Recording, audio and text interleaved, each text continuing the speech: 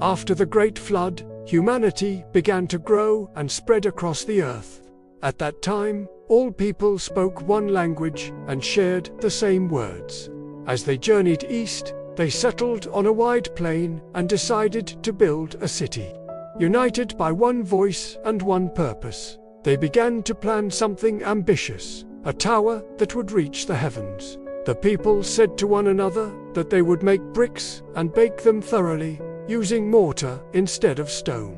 With skill and determination, they began building a massive tower, rising higher and higher into the sky.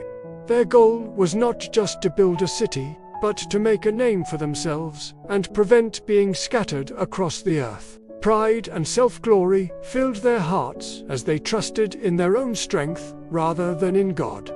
God looked down from heaven and saw what the people were doing.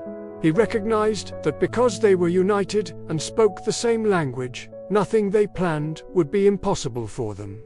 But their unity was being used for pride instead of obedience. To humble them and redirect their path, God decided to confuse their language so they would no longer understand one another. Suddenly, the builders could not communicate. Words lost their meaning, instructions turned into confusion, and cooperation became impossible. Construction stopped, and the great tower was left unfinished. The people began to separate into groups, according to their new languages, and spread across the earth, just as God had intended from the beginning. The city became known as Babel, a name that reflected the confusion of language that took place there.